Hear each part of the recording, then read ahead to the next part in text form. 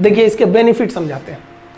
एक रेगुलर जो जवान होता है ना, हम अभी इसमें ऑफिसर की बातें नहीं कर रहे हैं, हम जवान की बात कर रहे हैं। देखिए ऑफिसर बहुत कम होते हैं, एक कंपनी में लगभग 3 प्लाटून होता है, जैसे 10 जवान का एक सेक्शन होता है और 3 सेक्शन को मिला के एक प्लाटून बनता है और 3 प्लाटून को मिला देंगे तो एक कंपनी बनती है और एक कंपनी को कमांड करता है एक ऑफिसर, यानी 90 लोगों की फौज पे एक ऑफिसर हो जाता है, 90 से 120, कभी कभी 4 प्लाटून का भी एक कंपनी बनता है। वो फर्दर वीडियो में हम आपको समझाएंगे, company, platoon, section, battalion, regiment, brigade, division, इस सब में अंतर कभी समझा देंगे उसमें। तो एक रेगुलर जो जवान होता है उस जवान को पूरा परमानेंट अगर ड्यूटी दीजिएगा तो भर्ती से लेकर उसकी जितनी सैलरी बनती है, अलावेंस बनता है, भत्ते बनते हैं, उसको पेंशन होता है, वो सब मिलाकर अगर जोड़ दीजिएगा तो 11 करोड़ रुपए आते हैं, 11 करोड़।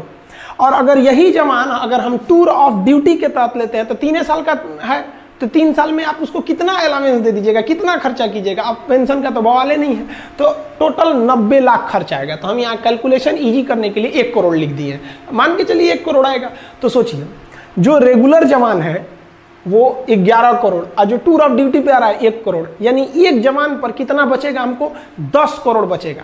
दूसरा, ये तो पैसा बच ही गया, दूसरा ये जो फुल समय ड्यूटी करेगा, जैसे मान लीजिए कि हम ही आर्मी में भर्ती हो जाए तो अभी हम अच्छे से ड्यूटी कर सकते हैं, लेकिन 10 साल बाद क्या बुढ़ा जाएगा आदमी, अच्छे से नहीं ना ड्यूटी हो पाएगी, उतने बेहतरीन ढंग से नहीं हो पाएगा जितना कि यंग आदमी कर सकता है। तो इससे डबल फायदा टूर ऑफ ड्यूटी से, एक जवान के पीछे 10 करोड़ बच गया और सेना पूरी तरह जवान है, एकदम यंग है। समझ में आया कि नहीं? तो ये हो गया इससे फायदा। अब देखिए जरा ध्यान से, स्टार्टिंग हम लोग ट्रायल जो करने जा रहे हैं, शुरुआत में हम लोग 1000 सैनिकों को भर्ती करेंगे। तो देखिए बेनिफिट क्या होगा, हम 1000 सैनिकों को भर्ती करने जा रहे हैं।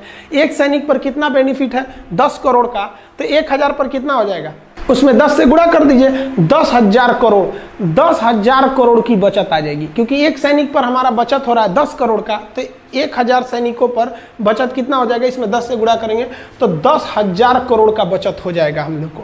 अब इस बचत से 10,000 करोड़ से हम आधुनिक हथियार खरीद सकते हैं, आर्टिलरी खरीद सकते हैं, हेलीकॉप्टर खरीद सकते हैं। आप खुद सोचिए ना, 126 राफेल जहाज़ों की ज़रूरत थी, आ कितना रहा है, केवल 36, यानी 90 जहाज अभी कम आए हैं।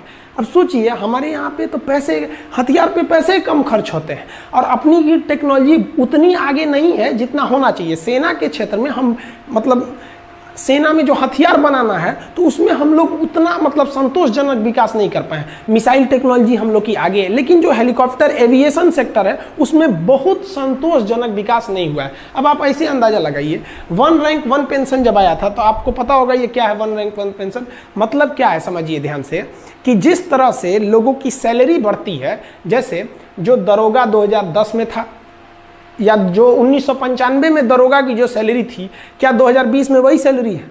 नहीं ना, सैलरी बढ़ रही है। तो 1 रैंक 1 पेंशन में क्या कहना है कि भैया जब सैलरी बढ़ रही है ना तो पेंशन भी बढ़ाइए। यानी जो आदमी, जो सिपाही 2020 में रिटायर हो रहा है उसका पेंशन जितना है उतना ही पेंशन उस सिपाही का भी होना चाहिए जो 2002 में रिटायर हो गया और अभी तक जिंदा है, मतलब मान लीजिए जीवित है। अब आर्मी को तो बहुत यंग एज में ना रिटायर कर दिया जाता है, तो मतलब कहना है कि पेंशन एकदम सेम होना चाहिए। तो इससे पेंशन पे बोझ इतना बढ़ गया है कि आर्मी ना अपने कुल बजट का लगभग 60%, बबुआ 60% लगभग केवल सैलरी और पेंशन में खर्चा हो जाता है। यानी जो आर्मी को पैसे मिलते हैं उस पैसे का 60% सैलरी या पेंशन में खत्म हो जाता है। बाकी में आपका डीजल का खर्चा है, ये वगैरह वगैरह खर्चे हैं, तो बहुत कम खर्च हो पाते हैं हम लोग का। अब ऐसे समझिए ध्यान से हमारी आर्मी को टोटल 2.5 लाख करोड़ रुपए मिलते हैं साल में, कि भैया इस 2.5 लाख करोड़ में आपको जो करना है करिए।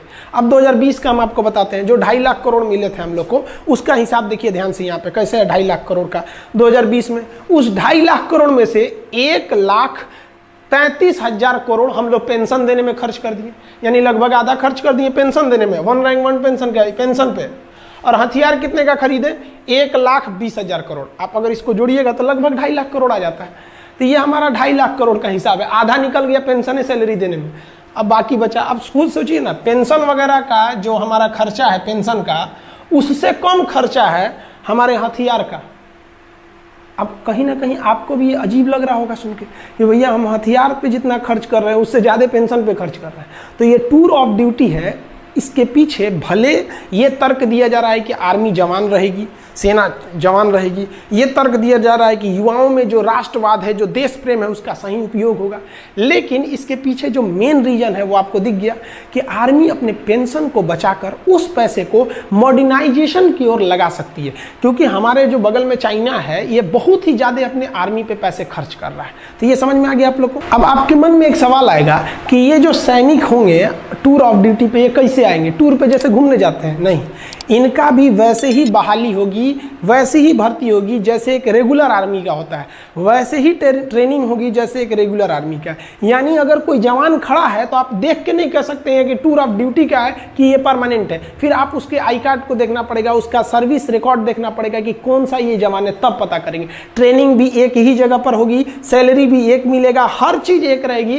फर्क बस ये रहेगा कि भैया आपको 3 साल पे रिटायर कर दिया जाएगा बस, अब और पेंशन नहीं दिया जाएगा। भर्ती सेम होती है। आप आर्मी की भर्ती देखे होंगे, हमारे देश के जितने युवा जवान होते हैं दौड़ लगाते हैं वो लोग 4 मिनट में 1600 मीटर दौड़ लगा के वो दौड़ लगाते हैं। फिर जो प्रोसीजर होती है उनका, वो उस प्रोसीजर के बाद वो लोग सेलेक्ट होते हैं, और सेलेक्ट होने के बाद तब वो कहाँ जाते हैं? आर्मी में जाते हैं। सबका पैरामीटर सेम रहेगा। आर्मी में अगर वो चले जाते हैं तो आप नहीं कह सकते हैं कि इनमें से कौन सा जवान टूर ऑफ ड्यूटी का है और कौन सा जवान हमारा मतलब परमानेंट है। तो सब का सब क्या रहेगा? एकदम सेम रहेगा।